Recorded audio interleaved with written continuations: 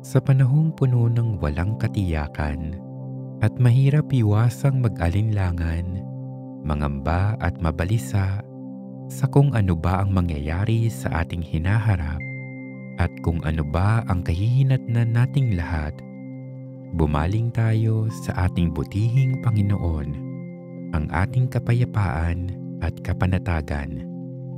Patuloy na tumataas ang bilang ng mga taong nakararanas ng anxiety, stress o yung pakiramdam ng matinding pagkabalisa at pangamba.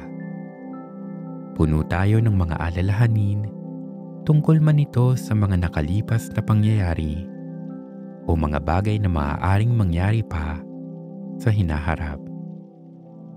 At sa gitna ng walang katiyakan, kumakapit tayo sa bisa ng ating pananampalataya. Mayroon tayong makapangyarihan at mapag-arugang Diyos na siyang nakaalam sa lahat ng ating mga iniisip at mga alalahanin. Siya rin ang papawi sa ating wari di mabilang at di matapos-tapos na pangamba, takot at pagkabalisa. Ang ating Diyos ang magbibigay sa atin ng kaginhawaan. Kaya maglaan tayo ng ilang minuto ng pananalangin upang mapasa atin ang kapayapaang mula sa Diyos. Sa pagsisimula ng panahong ito ng ating pakikipag-ugnayan sa Diyos, humanap ng isang tahimik na lugar kung saan makapaglalagi ng hindi naiistorbo. Umupo sa paraang pinakakomportable. Kung maaari, ipikit ang mga mata o di naman kaya ibaba ang titig o tumingin sa sahig.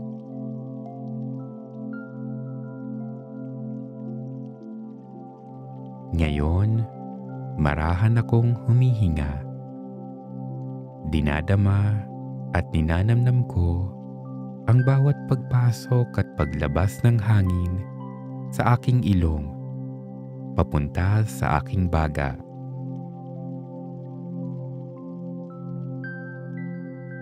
At sa bawat paghinga ko, unti-unti ko nang binibitiwan ang aking mga iniisip at aking alalahanin. Tanging ang pagdarasal at pakikipag-ugnayan lamang sa Diyos ang dapat kong gawin sa oras na ito. Wala nang iba.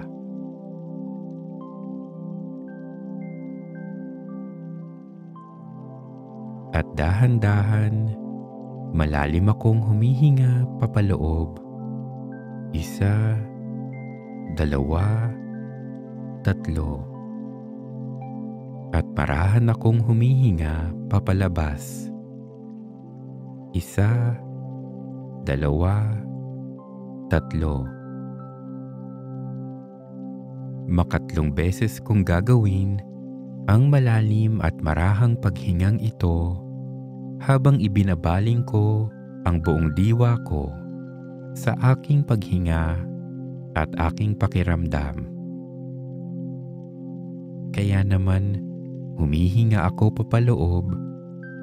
1, 2, 3. At humihinga ako papalabas. 1, 2, 3. Muli akong humihinga papaloob. 1, 2, 3.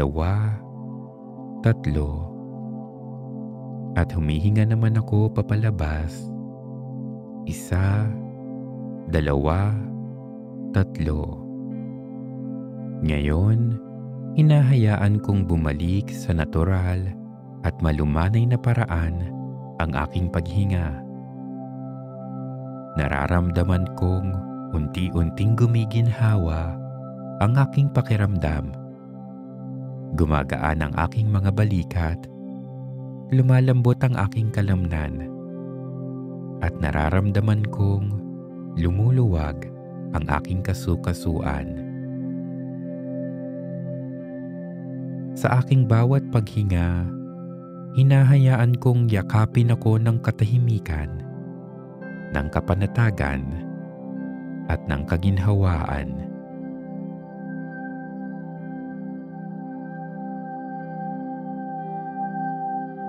At sisimulan ko ngayon ang pananalangin. Sa ngalan ng Ama, at ng Anak, at ng Espiritu Santo. Amen.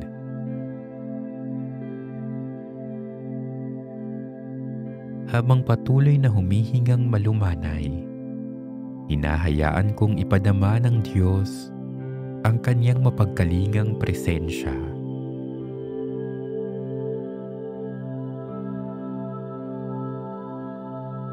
Panginoon ko at Diyos ko, nananalig ako na naririto ka kapiling ko sa mga sandaling ito, na nakikita mo ako at iyong naririnig ang aking mga daing, mga kahilingan at mga panalangin. Marapatin mong maging mabunga ang panahong ito ng aking pananalangin at pakikipag-ugnayan sa iyo. Panginoon ko, puno ang isip at puso ko ng matinding pangamba at pagkabalisa. Pawiin mo, Panginoon ko, ang aking mga alalahanin na gumugulo sa aking isip, puso at buong diwa. Ipadala mo ang iyong pagtulong, Panginoon ko, nang makaranas ako ng tunay na kaginhawaan at kapanatagan na alam kong ikaw lamang ang makapagdudulot, wala nang iba. Kaya Panginoon ko, nagsusumamo ako sa iyo. Ikaw nawa ang maghari at manahan sa aking puso, sa aking isip, sa aking diwa, at buong pagkatao.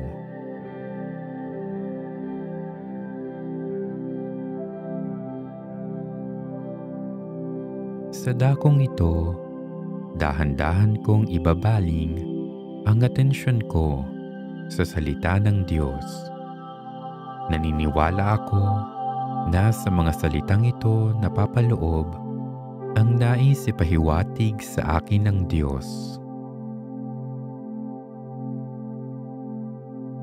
Ang Panginoon ang aking ilaw at tagapagligtas. Sino ang aking katatakutan? Siya ang nagtatanggol sa akin, kaya wala akong dapat katakutan. Kapag sinasalakay ako ng masasamang tao o ng aking mga kaaway upang patayin, sila ang nabubuwal at natatalo. Kahit mapaligiran ako ng maraming kawal, hindi ako matatakot. Kahit salakayin nila ako, magtitiwala ako sa Diyos. Isang bagay ang hinihiling ko sa Panginoon. Ito ang tanging ninanais ko, na ako'y manirahan sa kanyang templo habang ako'y nabubuhay, upang mamasdan ang kanyang kadakilaan at hilingin sa kanya ang kanyang patnubay. Sa oras ng kagipitan ay itatago niya ako sa kanyang templo at ilalagay niya ako sa ligtas na lugar. Kaya mananaig ako sa mga kaaway ko na nakapaligid sa akin. Maghahandog ako sa templo ng Panginoon habang sumisigaw sa kagalakan, umaawit at nagpupuri. Dinggin niyo, Panginoon, ang aking pagtawag. Kahabagan niyo ako at sagutin ang aking dalangin. Panginoon, hinipo niyo ang aking puso na lumapit sa inyo. Kaya narito ako, lumalapit sa inyo. Huwag niyo po akong pagtaguan. Ako na alipin niyo, ay huwag niyong itakwil dahil sa inyong galit. Kayo na laging tumutulong sa akin, huwag niyo akong iwanan at pabayaan, O Diyos na aking tagapagligtas. Iwanan man ako ng aking mga magulang, kayo naman, Panginoon, ang mag-aalaga sa akin. Ituro niyo sa akin ang daang gusto niyong lakaran ko. Patnubayan niyo ako sa tamang daan. Dahil sa mga kaaway ko na gusto akong gawa ng masama, huwag niyo akong ibigay sa aking mga kaaway dahil ako'y kanilang pinagbibintangan ng kasinungalingan at nais nilang ako'y saktan. Ngunit naniniwala ako na mararanasan ko ang kabutihan niyo, Panginoon, habang ako'y nabubuhay dito sa mundo. Magtiwala kayo sa Panginoon, magpakatatag kayo at huwag mawalan ng pag-asa. Magtiwala lamang kayo sa Panginoon.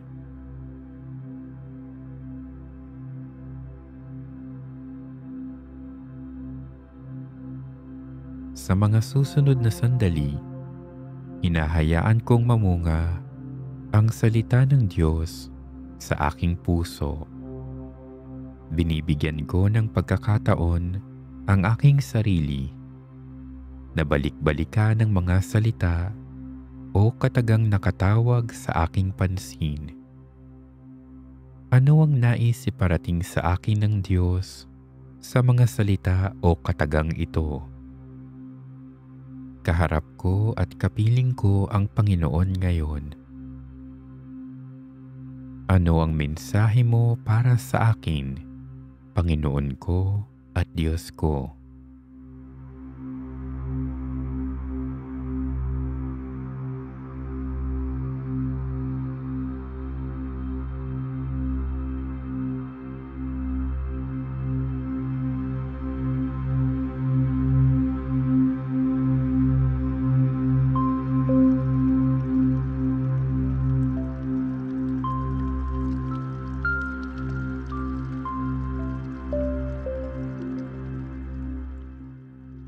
Patuloy akong nananalangin. Panginoon ko, puno ako ngayon ng katatagan at pag-asa. Nagtitiwala ako sa iyo, Panginoon ko at Diyos ko. Panginoon ko at Diyos ko, nagpapasalamat ako sa panahong ito na nakasama kita. Nadama ko ang iyong presensya. Panginoon ko, maraming salamat dahil tunay na damang-dama ko ang kaginhawaan at kapanatagan na nagmumula sa iyo. Panginoon ko, pinatibay at pinalakas mo ang aking loob. Dalangin ko ngayon na manatili sa akin ang kaginhawaan at kapanatagan na ito nang mabuhay ako ng ayon sa iyong kalooban at ng punong-puno ng pagmamahal sa iyo at sa aking kapwa. Amen. Panginoong Hesukristo, pinanghihinaan ako ng loob at mabigat ang aking pakiramdam. Hindi ko na alam ang dapat kong gawin. Kaya't lumalapit ako sa iyo, sapagkat naniniwala ako sa iyong sinabi. Lumapit sa akin lahat kayong nahihirapan at may pinapasan, at pagiginhawahin ko kayo. Kailangan ko ang iyong tulong upang patuloy akong magsikap at huwag sumuko. Huwag mong hayaang talunin ako ng takot sa aking pagkabigo. Patatagin mo nawa ako sa harap ng pagsubok na ito. Pagkalooban mo ng sigla ng iyong espiritu ang aking mga pagkilos at buhayin mo ang pag-asa sa aking puso. Nagtitiwala akong malalampasan ko ang mga bagay na ito sapagkat ikaw ay lagi kong kasama.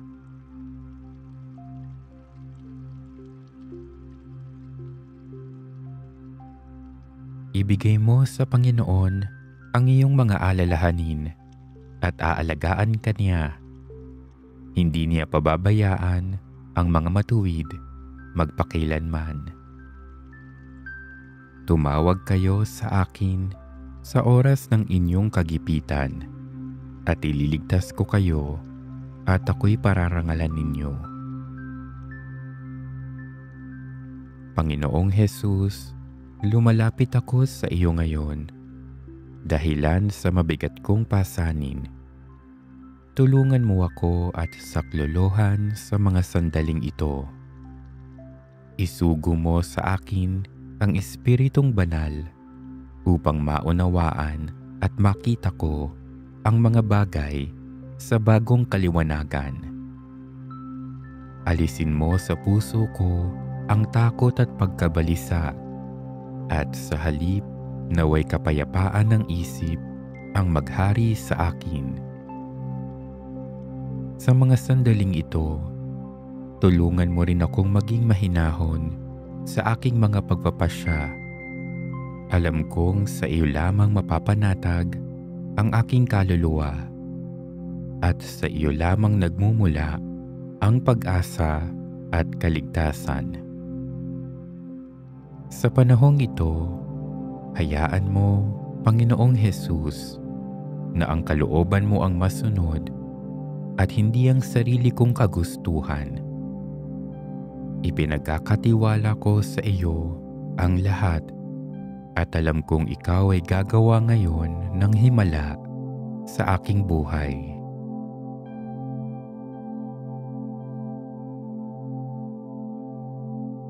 Panginoon ko at Diyos ko, ikaw ang tanggulan at tagapagligtas ng lahat ng mga tao. Batid mong pinanghihinaan ako ng loob ngayon at tila ba puno ng takot at pangamba. Panginoon ko at Diyos ko, ikaw ang aking ilaw at ikaw ang aking tagapagligtas. Kaya naman, wala akong dapat katakutan. Ngunit sa kabila ng katotohanan ito, nakararamdam pa rin ako ng takot at pangamba ngayon. Kaya palakasin mo ang aking pananampalataya sa iyo. Huwag mo akong hayaang magduda. Patuloy mong ipaalala sa akin ang mga salitang iniwan mo. Huwag kang mangamba dahil ako ang Diyos mo. Palalakasin kita at tutulungan. Iingatan kita sa pamamagitan ng aking kapangyarihan na siya ring makapagliligtas sa iyo. Sapagkat Panginoon ko at Diyos ko, alam kong pag-ibig, kahinahunan at kapanatagan ang iyong hatid. Puspusin mo rin ako ng pag-asa, kagalakan at kapayapaan ng buong tapang kong maharap at magampanan ang mga tungkulin ko sa araw-araw sa iyo na ring tulong. Sa iyo ako umaasa at kumakapit, aking Panginoon at Diyos. Tiwala akong hindi mo ako bibiguin.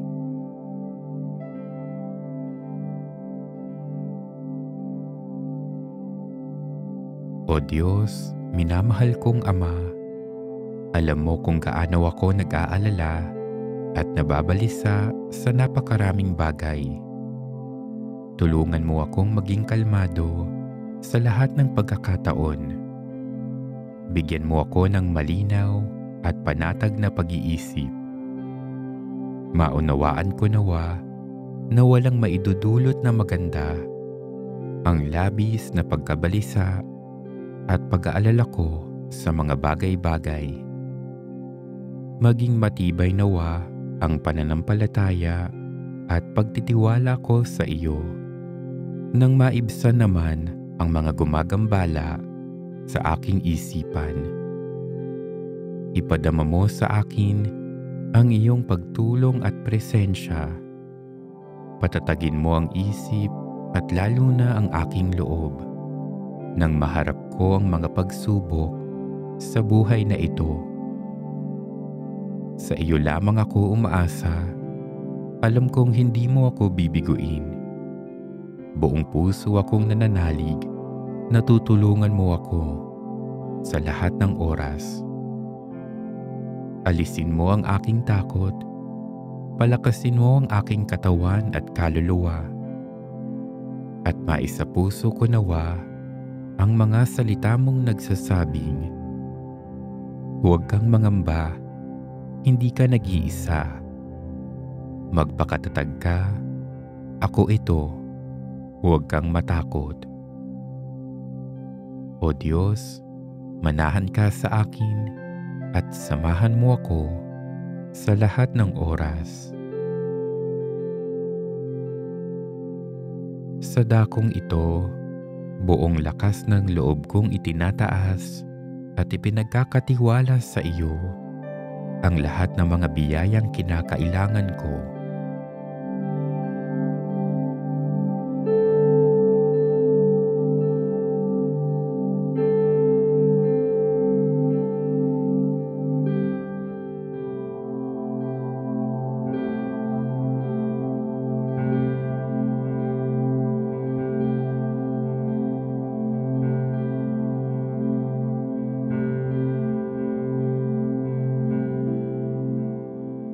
Ama kong nasa langit, hindi nagbabago o kumukupas ang iyong pag-ibig sa lahat ng iyong nilikha. Bigyan mo nawa ako ng lakas at tapang na lumakad sa iyong presensya sa araw-araw ng aking buhay. Hinihiling namin ito sa pamamagitan ni Kristong aking Panginoon. Amen. Sa pagtatapos, nananalangin ako ayon sa paraang ikaw mismo ang nagturo. Ama namin, sumasalangit ka, sambahin ang ngalan mo, mapasa amin ang kaharian mo, sundin ang loob mo, dito sa lupa para nang sa langit. Bigyan mo kami ngayon ng aming kakanin sa araw-araw. At patawarin mo kami sa aming mga sala para ng pagpapatawad namin sa nagkakasala sa amin. At huwag mo kaming ipahintulot sa tukso at iadya mo kami sa lahat ng masama. Amen. Panginoon, sa iyong tulong, buong tapang at katatagan akong mamumuhay ngayon. Sa ngalan ng Ama at ng Anak at ng Espiritu Santo. Amen.